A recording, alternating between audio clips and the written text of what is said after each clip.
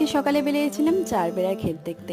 তো চারবেড়ার ক্ষেত দেখতে গিয়ে কিন্তু অনেক ফুলেরই বাগান দেখলাম। আর আজকে অনেকটা বেলা পর্যন্ত কুয়াশা ছিল, তারপর যখন রোদ উঠেছিল সত্যি কিন্তু খুব সুন্দর লাগছিল। এটা রয়েছে চন্দ্রমল্লিকা, যেটা হলুদ এবং সাদা, আর দুপাশে রয়েছে গোলাপের বাগান। গোলাপ সেরকমভাবে ফুটে নেই, কিন্তু যে কুড়িটুকুনি আছে সেটাতেই যেন খুব সুন্দর লাগছে। আর এটা রয়েছে নারকেল ফুল।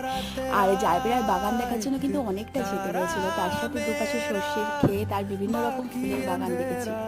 এরপর অনেকটা রাস্তা হাঁটার পর দুপাশে সর্ষের ক্ষেত, গাঁদা ফুলের ক্ষেত, রজনীগন্ধার ক্ষেত আর সবজি বাগান দেখার পর অবশেষে জারবেরা বাগানটা দেখতে পেলাম।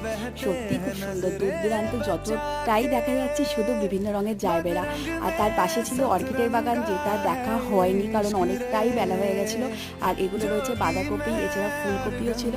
সত্যি কিন্তু অসাধারণ জায়গা। এটা কিন্তু পুরো চন্দ্রমল্লিকা ফুটেছিল। আজকে সকালটা এইভাবেই কাটলো খুব ভালোভাবে।